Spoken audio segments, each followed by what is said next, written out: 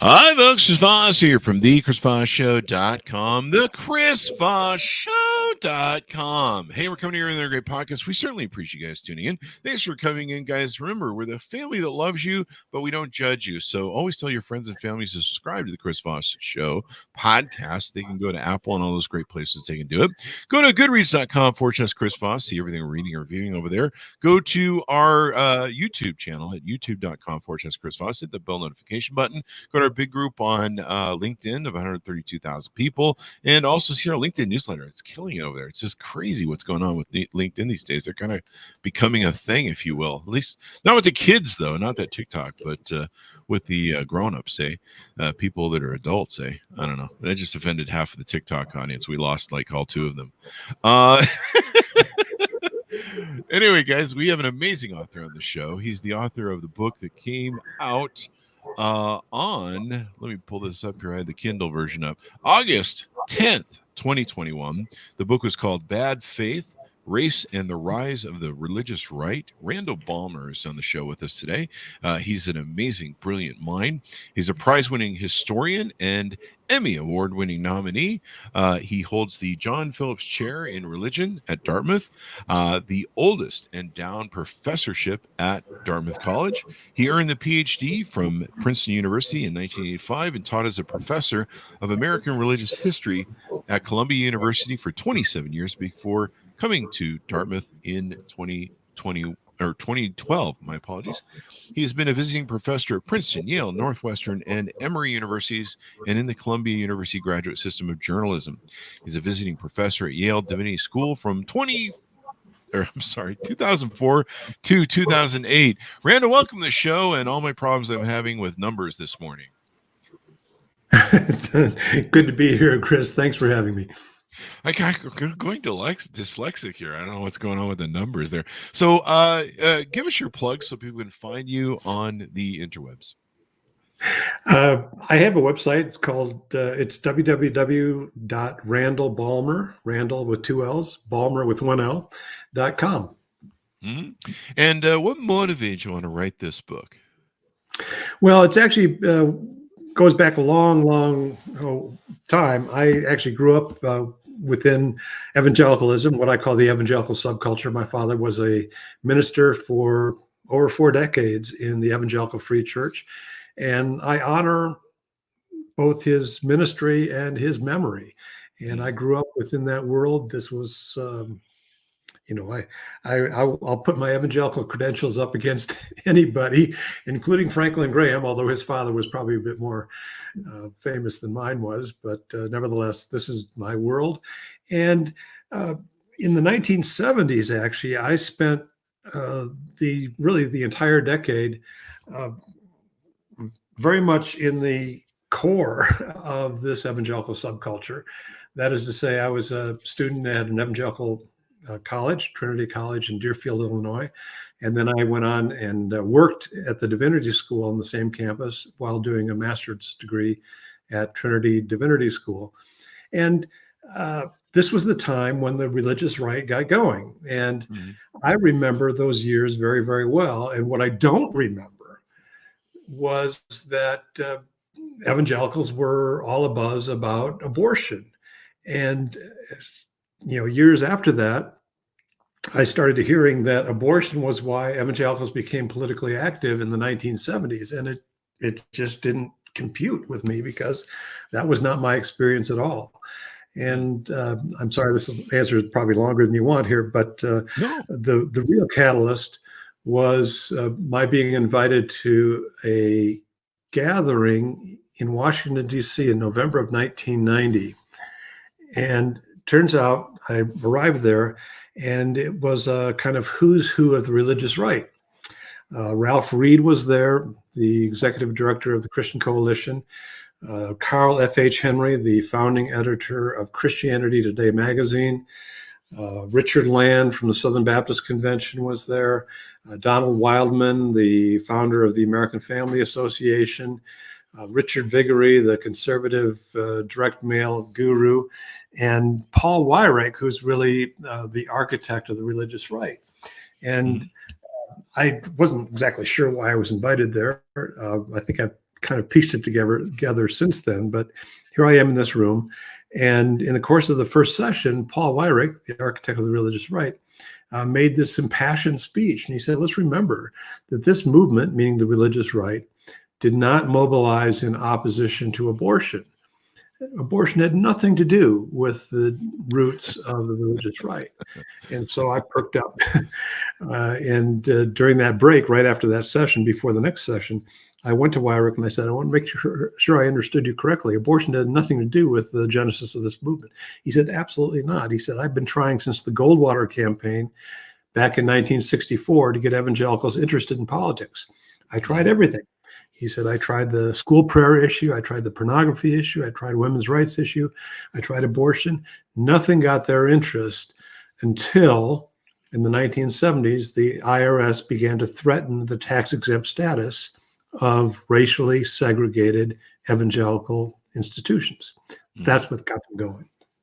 It was BYU, I think, and it was the big college guy. I forget which corrupt guy it was.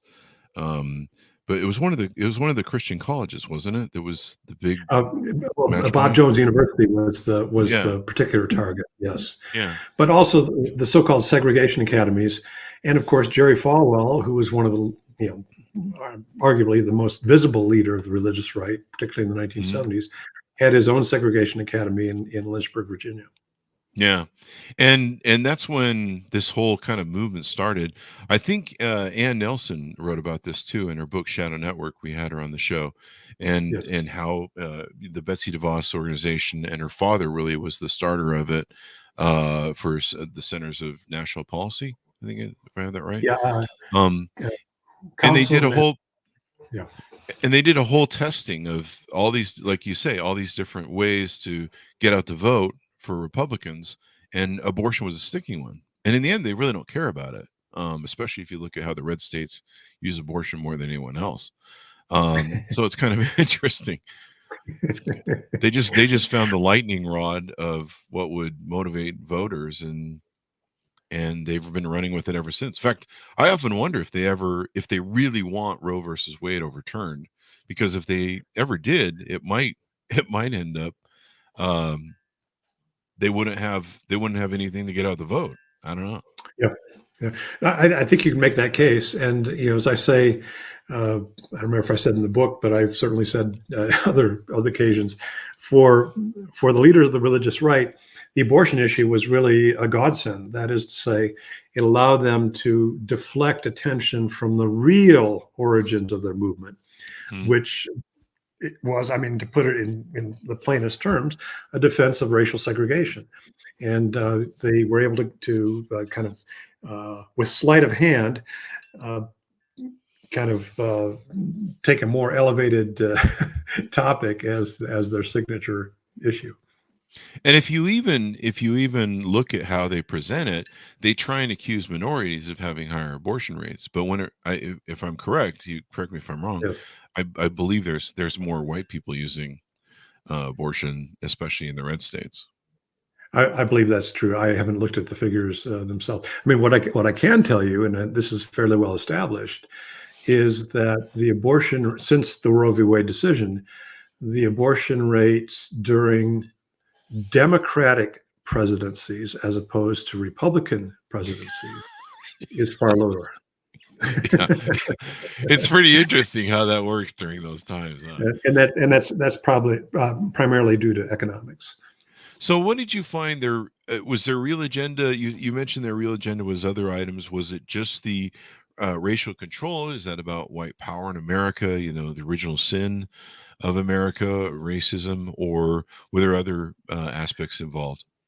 Well, I think there was a kind of a menu of grievances, but again, the catalyst was a defense of racial segregation, as you say, America's original sin, which we still haven't atoned for, we still haven't addressed adequately. But and that was clearly the provocation. And I'll give you one example of this. Well, first of all, let's go back to the years surrounding the Roe v. Wade decision. 1968, Christianity Today magazine, the flagship magazine for evangelicalism, with another evangelical organization called the Christian Medical Society, convened a conference over several days to discuss the morality of abortion. And these are, the heavyweight theologians of the evangelical world. And at the end of that conference, they issued a statement saying, well, we really can't decide whether or not abortion should be morally wrong or whether it is morally wrong, but we think it should be available.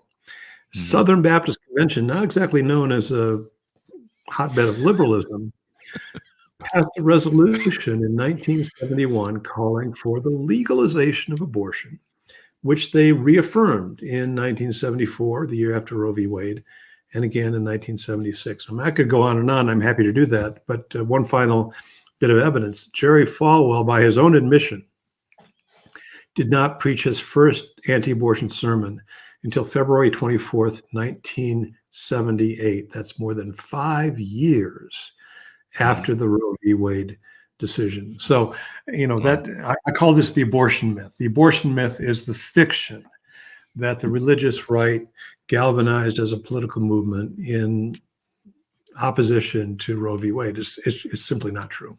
Yeah. I know that the Center for National Policy, Betsy DeVos and her father, I guess, who founded it. I think her father was in the Nixon administration or advised the Nixon administration. They've been Republicans for a long time.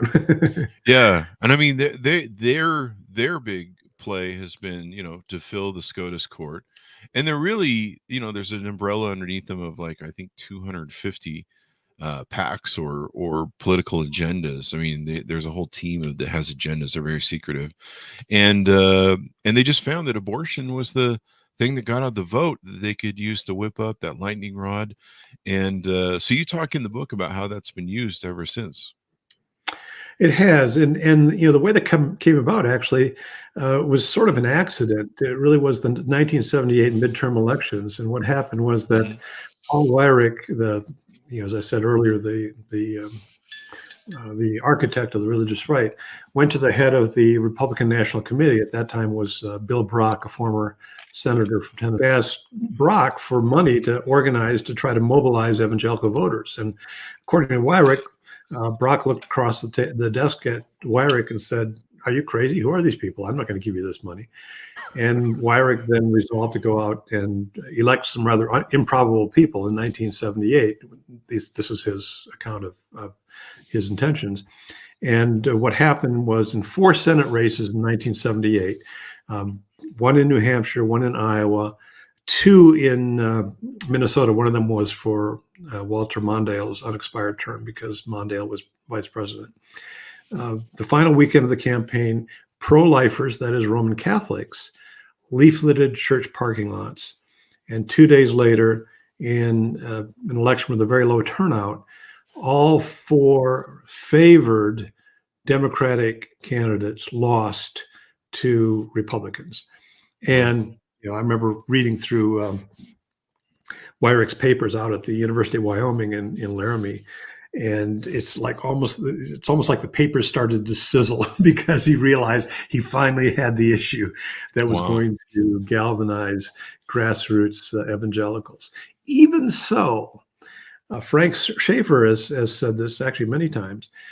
Frank Schaeffer produced a series of films that began touring the country in early 1979 called collectively Whatever Happened to the Human Race, which featured his father, Francis Schaeffer, in many ways the intellectual godfather of the religious right, and a pediatric surgeon from Philadelphia, C. Everett Koop. And they argued in that series of films that any society that countenanced abortion would very quickly thereafter also embrace both infanticide and euthanasia. But Frank has told me, and he's very emphatic about this. He said when we started touring with that film early in 1979, the audiences were very, very small. We really couldn't whip up a lot of interest. And even as late as Ronald Reagan's appearance before this massive rally down in Dallas, Texas on August 22nd, 1980, the abortion issue, he didn't even mention the abortion. What he mentioned was the IRS going after the tax exemption of these evangelical schools. He did not even mention abortion in that huge evangelical rally in August of 1980. So it took a while for the abortion issue to kind of soak in as an issue that evangelicals were concerned about. And that preluded by what you talk about in the book with Jimmy Carter, and if you want to expand on that a little bit. Yeah, Jimmy Carter. I mean, this is one of the great ironies. I mean, I wrote a biography of Jimmy Carter, and in part because I wanted to try to figure this out for myself. Why is it that evangelical voters in 1980 would reject one of their own, an evangelical, a Southern Baptist Sunday school teacher, in favor? He's almost like Jesus too. Sorry to interrupt. Absolutely. I mean, he's out building homes for the last 30, 40 years. I don't know. To me, that's the most Jesus thing ever. He's been remarkable. I mean, and he lives the gospel. I mean, Jesus called on his followers to care for the least of these, to provide shelter and food. And Jimmy Carter's been doing it really all of his life. And why would they reject Carter for a divorced and remarried? And at that time, that was a huge issue. A divorced and remarried former Hollywood actor. Hollywood was not exactly known as a province of piety for evangelicals, who, as governor of California, has signed into law the most liberal abortion bill in the country. I mean, on the face of it, it just doesn't make sense. And in many ways, it still doesn't make sense. But Carter, and we have to acknowledge that Carter had rather stiff headwinds when he was heading for re-election in 1980, with the economy being very sour, and the Soviets invading Afghanistan. By the way, does that sound familiar? Yeah. There's things that are reverberating even today. But why they would gravitate to Ronald Reagan as their political messiah is in many ways confounding. But I think, frankly, it has to do with racism, and I'm happy to expand on that as well. It does. Let's talk about that. But one thing I want to touch on, just to interject too, is that same point was used with Donald Trump. And Yes. well, I don't know. I don't see Hillary Clinton as a big religion person. I mean, I think she is. I know she quotes. I don't even know what her faith is. Nothing. I know, but I know Biden. I'm an atheist, so I did grow up in a cult, the Mormon Church, and until about 16. And so I understand the Bible. I understand white religion, et cetera, et cetera. Geez, you want to talk about a racist religion? You go back and read Brigham Young stuff. But I understand it very well. And to me, I can look at Joe Biden and go, that man is a religious dude. He goes to church like every Sunday. He prays. I think Very devout. Anybody can say, maybe he's not the best person in the world. I voted for him, full disclosure. But I think he's more Christ-like than Donald Trump. And Donald Trump can't even quote things from the Bible when he's called out. And to see them embrace a Donald Trump over Joe Biden, it was just astounding to me. Well, Chris, I think the through line for this entire conversation is racism, and I don't want to be reductive because I understand that there are other issues. But for me, in writing Bad Faith, one of the things that I really, if I didn't know this already, I certainly relearned it in the course of writing the book, was that the real connection here between the birth of the religious right in defense of racial segregation and in defense of racism, to put it plainly, and the embrace of Donald Trump in 2016 and again in 2020, the bridge there was, frankly, Ronald Reagan. Ronald Reagan entered California politics in opposition to the Rumford Fair Housing Act that sought to ensure equal access to both rental and purchase of real estate. He was an outspoken opponent of both the Civil Rights Act of 1964 and the Voting Rights Act of 1965. Throughout his political campaigns, his entire career, he frequently invoked the racially charged phrase law and order. And for me, the kicker, aside from his decimation of the Civil Rights Commission when he was president and his continuing support for South Africa, the apartheid regime, the kicker is the fact that he opened his general election campaign for the presidency in 1980, August 3rd, 1980, in, of all places. I mean, you think of all the places he could have done this, and he was a master of symbolism, so he understood what he was doing. He opened that general election campaign at the Neshoba County Fair in Philadelphia, Mississippi. I still can't quite believe it. And this, of course, was the place where 16 summers earlier, members of the Ku Klux Klan, in collusion with the sheriff's department, abducted, tortured, and murdered 3 civil rights workers. Mm. And again, Reagan, the master of symbolism. And in case anybody missed his meaning, he invoked that age-old segregationist battle cry on that occasion: I believe in states' rights. So I think that the bridge between the origins of the religious right in defense of racism, defense of racial segregation in evangelical schools, and Donald Trump in 2016, frankly, is Ronald Reagan. Yeah. I remember growing up in that age of Southern California when segregation got, there was a the brown thing with SCOTUS and something that was coming apart. But yeah, he raised himself on white religious Christianity power. He not only quoted what you mentioned earlier, but his favorite thing was, and the quote of the law and order thing comes from Nixon, and of course we know, Right. Sure. how racially charged that was, the start of the war on drugs, which really was a racial war. But the other original lie he would tell is one of the foundation's original lie is the shining city on the hill. Yeah. Right. And he was the guy who brought that back, and that goes to the whole Christianity thing, that we're the God-given people. This land was, I was even raised believing that God chose me as a special little being to come to America because I was special, and I guess the people in Africa got screwed, or Europe got screwed, or something. It was really sick. It was really sick what I was taught. It really was. I mean, you're just, because I remember sitting there thinking, well, what did that guy do over there in Europe or China or wherever? What? How come I'm special? And but you are, and and the Jesus and John, growing up with John Wayne and all the sort of thickness that goes that. But you really address it. There was a lot of things going on in California. There was a segregation. There was the Hispanics, large amount of Hispanics coming in of immigrants, and so he used them as a whipping post. The things that they did with the Reagan administration that just took everybody back to the Stone Age, racially or minorities, was just unfortunate. And it was all surrounding that white religion stuff. Yeah. Well, and you also had his frequent mention of the welfare queens, right? These women of color who were supposedly living off the public dole in lives of luxury. And so he was never able to produce any of these welfare queens, but he talked about them as though they really existed. And it turned out to be a rather powerful campaign tool for him.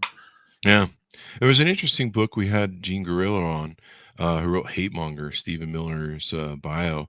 And she really documented the rise of what was going on at that time. In fact, that recent governor, the guy who ran for governor, who's the radio show guy, he's black.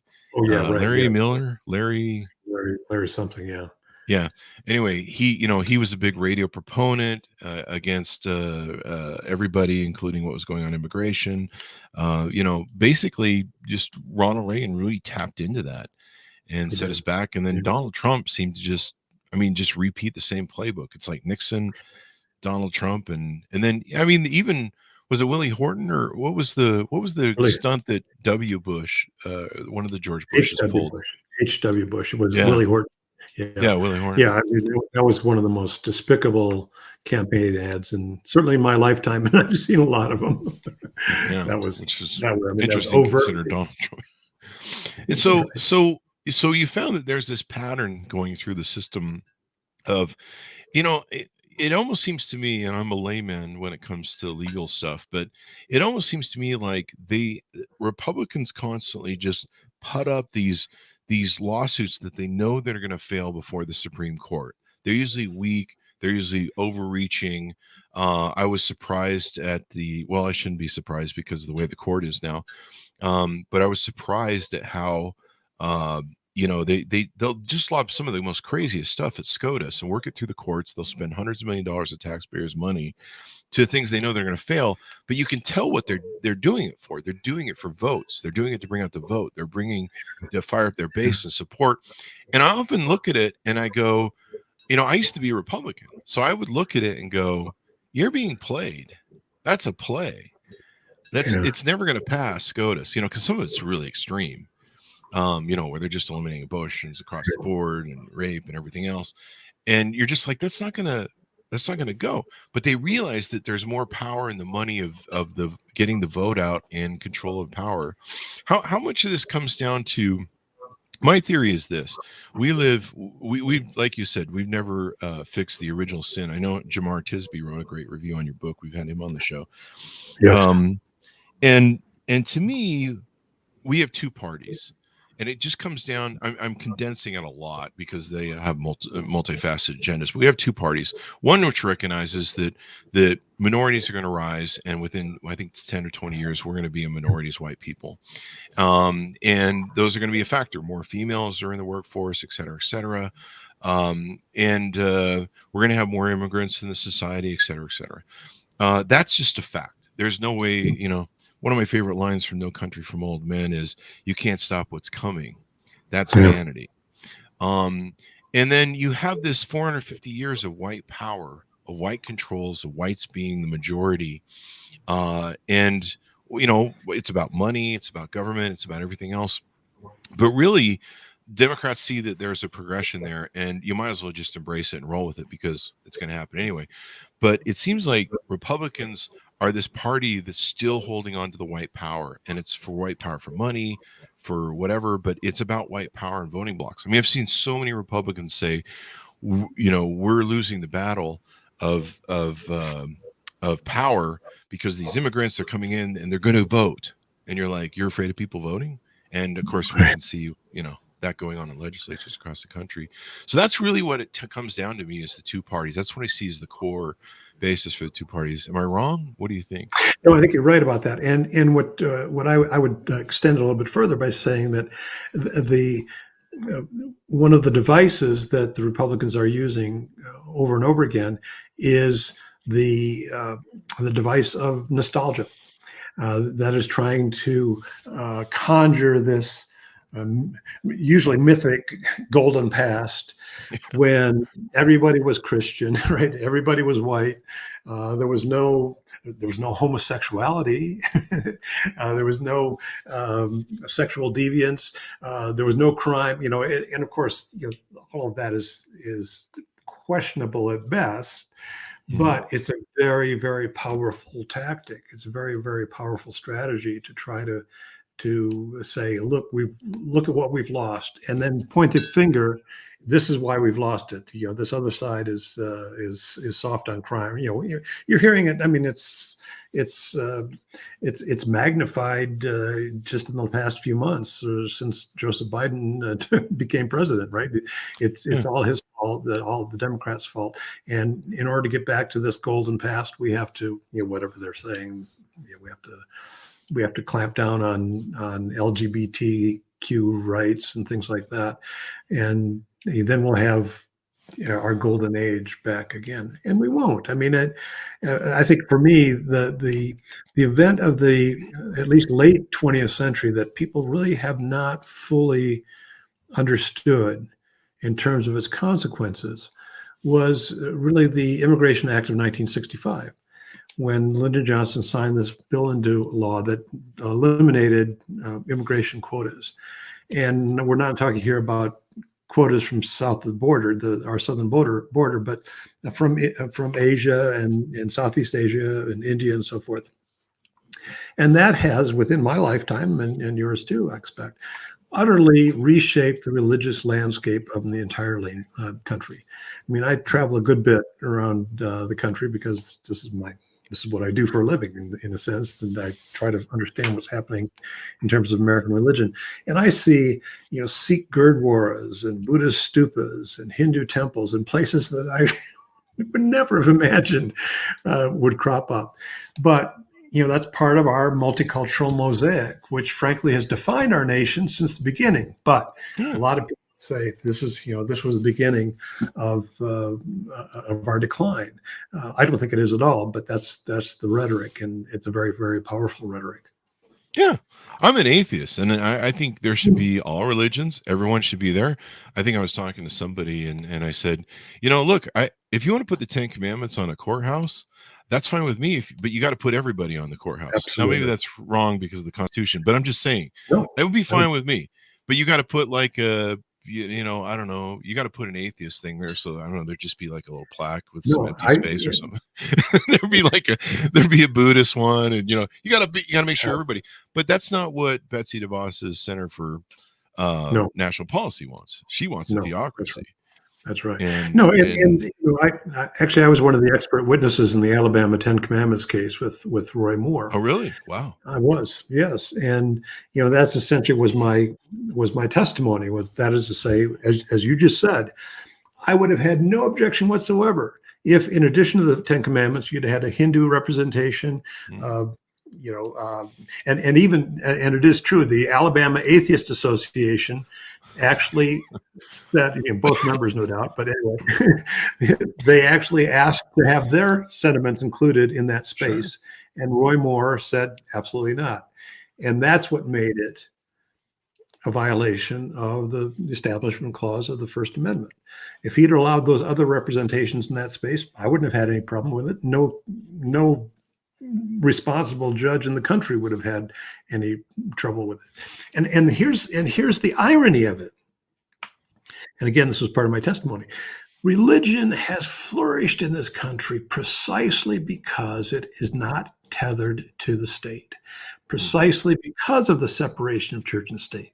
So when Betsy DeVos and these other people want to level this wall of separation between a church and state, that will fetishize and trivialize the faith.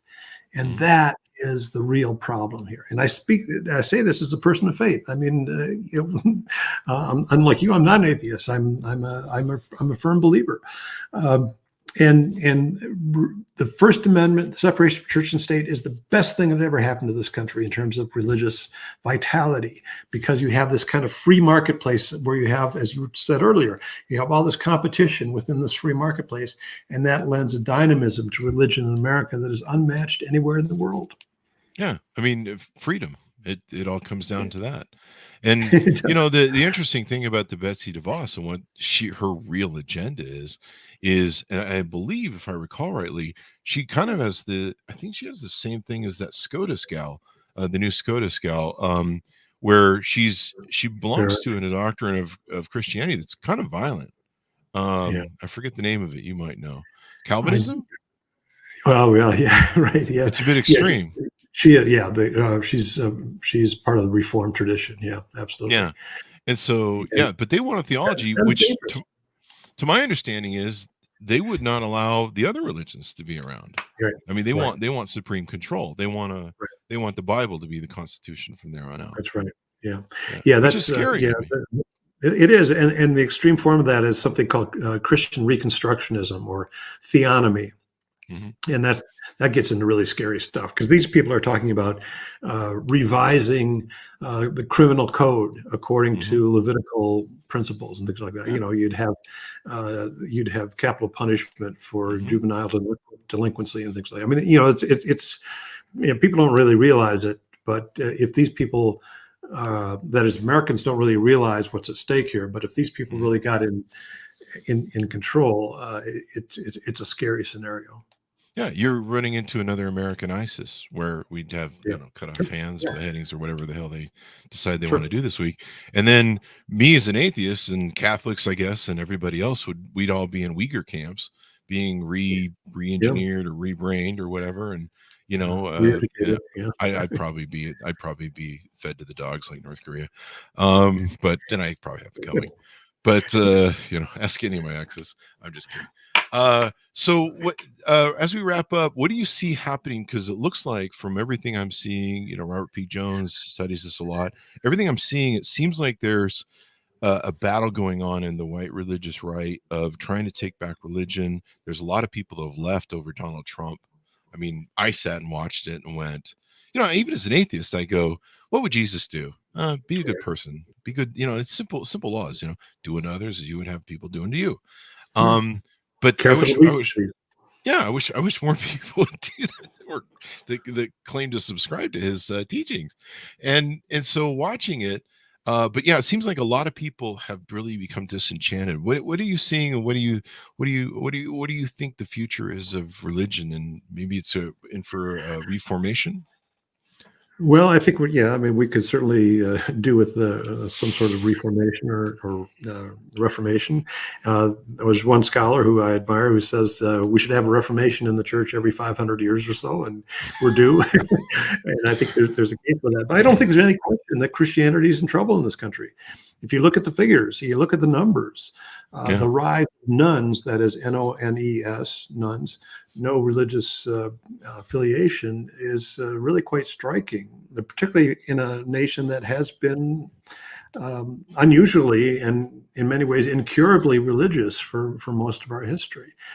I'm actually writing a book about this right now. I'm finishing it up. Awesome. And what I'm trying to argue is that if Christians, and I'm speaking as a Christian myself, of course, if Christians really want to reclaim the faith and make the faith once again relevant to this country, which I think we should, frankly, I think, and I mean no offense to anyone, including atheists. I'm not trying to we're not offended, hurt anybody necessarily, but if the faith is going to be vibrant and relevant, we have to reconnect with the words of Jesus. I mean, that's the first step, I think, as well as the Hebrew prophets calling for justice.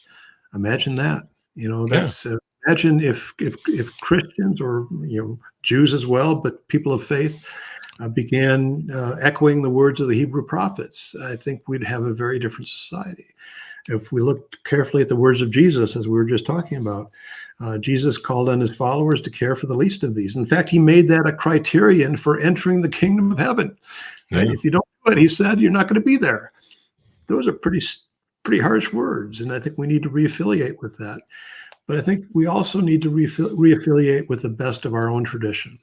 That is to say, people like Dorothy Day, people like Walter Rauschenbusch, people like Charles Grandison Finney from the 19th century. Charles Finney, just to embroider that point for a moment, Charles Finney was, by any measure, the most influential evangelical of the 19th century.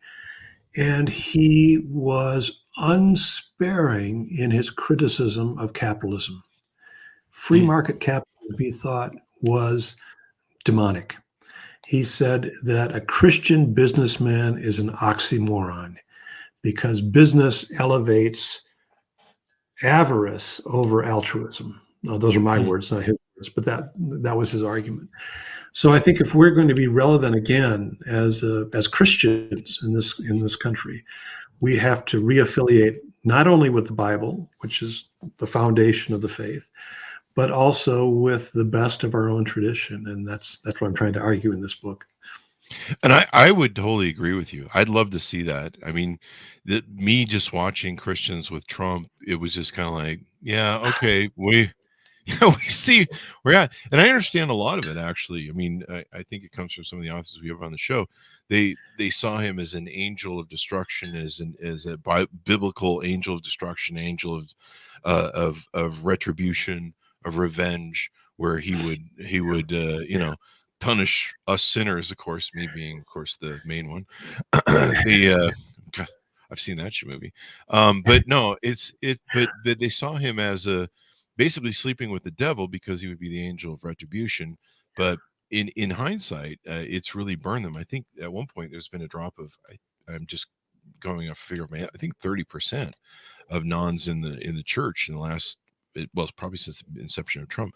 It's whatever the figure is, it's a huge dump.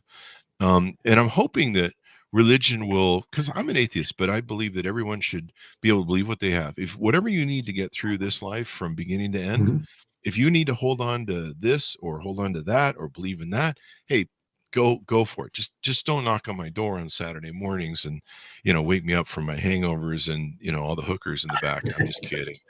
There's only one. That's Friday. Yeah, I'm just kidding, folks. I've lost the hooker crowd now. But no, I mean, I don't want to, this is why I love Jewish people, because they don't knock on my door. They're not ever trying to get me to join their religion. They're just like, we really don't care. Screw you. Right. And so they're wonderful people. But no, I believe everyone should be able to have their religions. They should be able to flourish. But what I hope is that, and I think this is what's happening, correct me if I'm wrong, but I believe that what's happening is part of that reconciliation or kind of reformation. A lot of people leaving the church, even pastors. I think what they're trying to do is they're trying to fight the white evangelical, the white nationalism part of the religion. And that's really what needs to be exercised.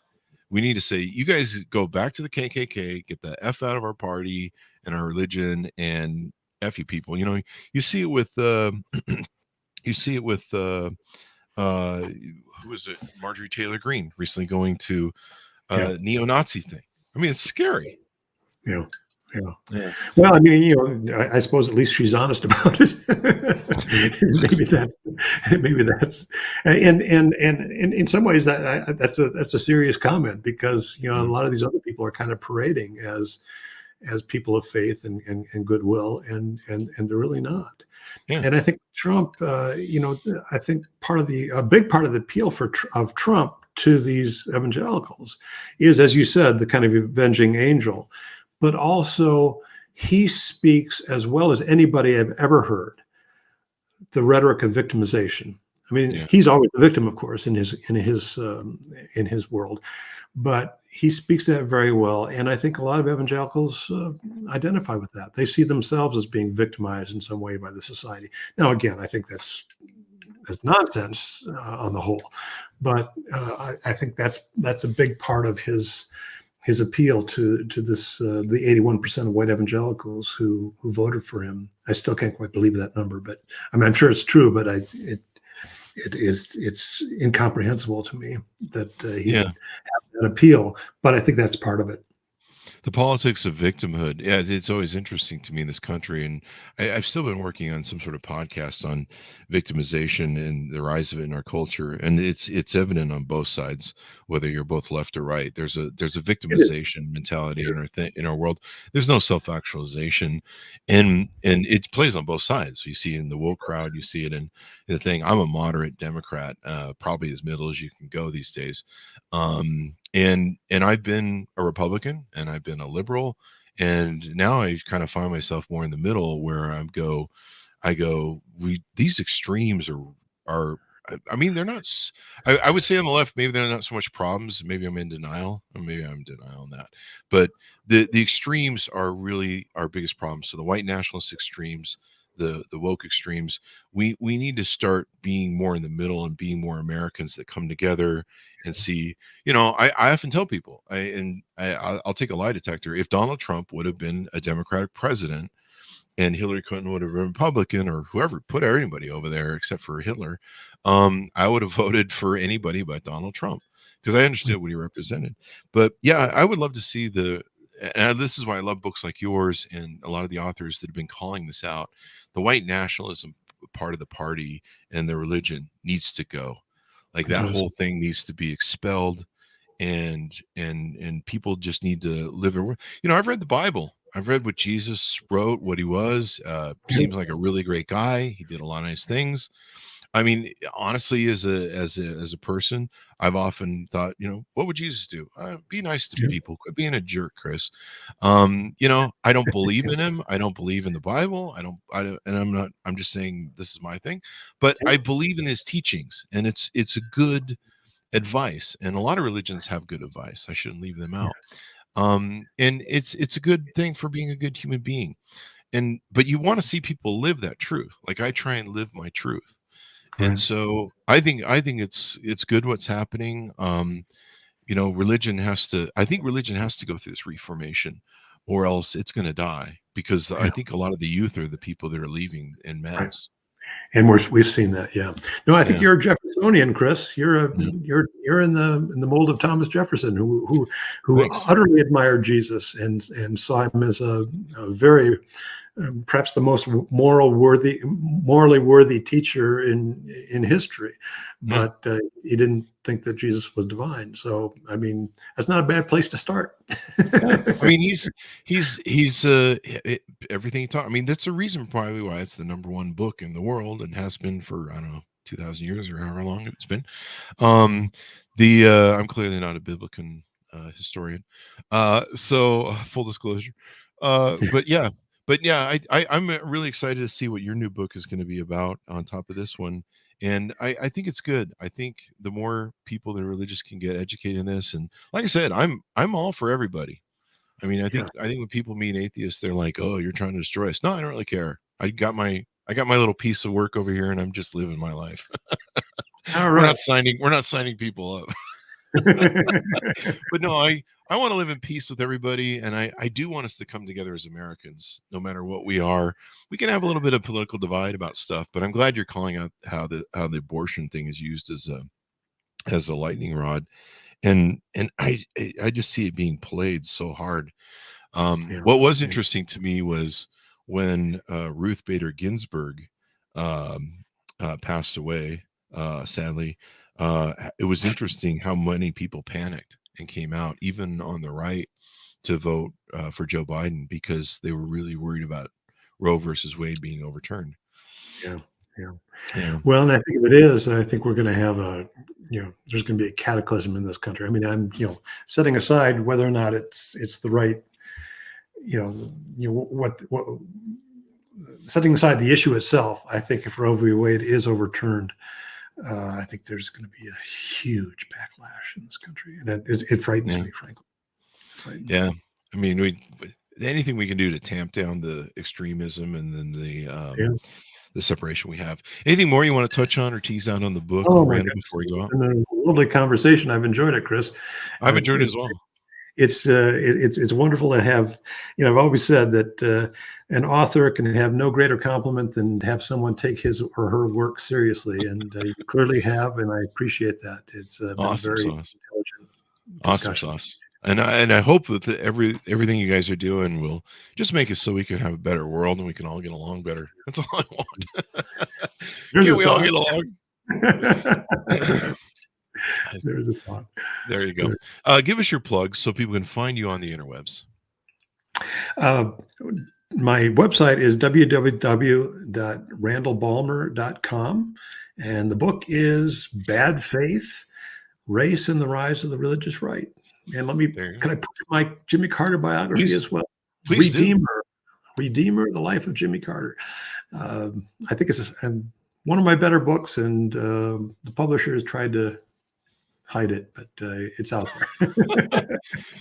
I grew up with let's just say that my family was not excited about Jimmy Carter, and one of the things they were using was the Panama Canal, and I remember going to school things about the Panama, and I was a child, I had no idea.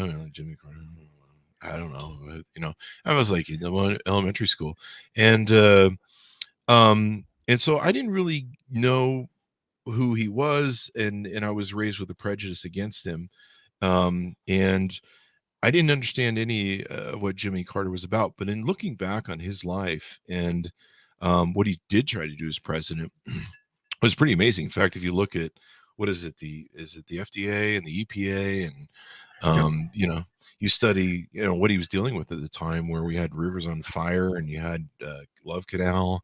And people really go back, but he really got a raw deal. He did. But you look at what he's done. I mean, I saw the guy. It was a couple months ago or 6 months ago or something. I've lost time in COVID land. But he falls. He's like 90 years old or something. He falls. He's got a bruised freaking face, and he's out building homes again. I mean, to me, if there is a president who's most like what I would think Jesus Christ is, and I'm no Jesus Christ scholar, clearly, I would think it would be him. I don't know. I give that guy a lot of damn credit. Because I think you're right. And with just quickly on the Panama Canal Treaty, I mean, I think what he did see into the future. He understood that if the United States were going to have any meaningful relationship with third world countries, we needed to renounce imperialism. Yeah. And that was his way to do that. And I think he was, he got murdered for it, politically. But and Ronald Reagan was one of the big big killers there. But I think that history has shown already that he did the right thing. Also calling attention to human rights abuses. Yeah. Again, he was pilloried for that, but I think he was absolutely right. And I think history is, and one of the great things about history, and I love being a historian, but one of the great things is that every few years or every generation or so, historians kind of circle back and say, let's take another look. And that's what's happening with Jimmy Carter. And I think, your assessment is what they're coming to. That is a guy who really understood who he was and who acted on his convictions. And I think he did. Yeah, what was interesting about him too is he didn't really embrace the egotism of the office. He was really down to earth, and I think a lot of, if I understand people and read properly, you'll correct me if I'm wrong, that he was really, people didn't like that about him. That he was a little bit too homey. That he was a little bit too base. Yeah. When I had John Avlon on the show, we were talking about Abraham Lincoln. And for a long time, I've been looking at Joe Biden. I voted for him. But I've been like, why is this guy's numbers in the doldrums? And of course, he's been through a first year no one. A few people have been through. I can't remember a full extent of history. But he does have the same sort of Jimmy Carter softness to him. But there's not a power there. When I talked to John Avlon, we talked about Abraham Lincoln, and he talked about how Abraham Lincoln could still be a person of have that presence of malice, of strength and power that would come across, especially when he speaks, a lot of the charisma. And I think that maybe what's lacking in Joe Biden, and maybe that was what was lacking in Jimmy Carter, not to present that as a lack but as a way that people look at leadership, in that you do have to have a malice of power that comes across, but then you also have the softness. Am I correct in that assessment, or am I? Yeah, I think you're probably right. And I think, Carter was not a great public speaker either. I think that especially in contrast with Reagan, who was really quite masterful at it. And I think that probably hurt him a little bit too. I've often speculated, people forget that in 1976, going into that presidential campaign, Reagan challenged Gerald Ford for the Republican nomination and very nearly secured the nomination. And I've often speculated that if Reagan had won the Republican nomination and won the presidency in 1976, given all of the historical events that unfolded during that time, the Arab oil embargo, the Soviet invasion of Afghanistan, 3 Mile Island disaster. I mean, poor Jimmy Carter. I mean, he just got hit with everything. I think if Reagan had won in 76, I expect that he too would have been a one-term president. Yeah. Not even being president late in the 1970s. It's a modification of someone else's quote, but I always say the one thing man can learn from his history is that man never learns from his history, and thereby we go round and round with our folly. But if you think about it, Jimmy Carter was really an answer to the Republican failure under Nixon, and it was a repair time for America. Absolutely. So Joe Biden is the repair time for Donald Trump. Absolutely. And so where does that leave us? Who's next? Well, I mean, and frankly, Bill Clinton for George H.W. Bush with the economy, and Barack Obama for the Great Recession of 2008. I mean, people, that's where it's useful to have some historical perspective. Say, wait a minute, the economy's in the tank. Here comes a new president. He fixes it, and then of course, things happen. But that brings me back to what Obama said that got me through the last 4 years was 5 years, I guess. Well, 5 years ago. But as Americans, as our country, we zig and we zag and we zig and we zag and we zig. And hopefully we always zag back. But we do seem to kind of bounce between the extremes, don't we? Maybe. Yeah, we do. I don't know. All right. Well, thank you very much. We got a good plug-in for the Carter book now. There you go. Guys, All order right. up the book. It is available on wherever fine books are sold. Bad Faith, Race and the Rise of the Religious Right. Also check out Redeemer, Randall Balmer's book. Did I call it Randall Palmer? Randall Balmer's book, Redeemer, The Life of Jimmy Carter. You got a lot of books. How many books do you have here? I've lost count. I think it's Yeah, it's like up towards 16, 17, something like that. bloody Yeah. hell. Good job. Good job. Well, thank you very much, Randall, for being on the show. We've really loved it. Brilliant discussion. Chris, I appreciate it. Thank you. Thanks, Monitz, for tuning in. Go to goodreads.com/Chris Voss. Go to youtube.com/Chris Voss. Hit all the, and the bell notifications, all that crap that goes on. See LinkedIn and all that stuff. You guys know the drill. Thanks for tuning in. Be good to each other. Stay safe. And we'll see you guys next time.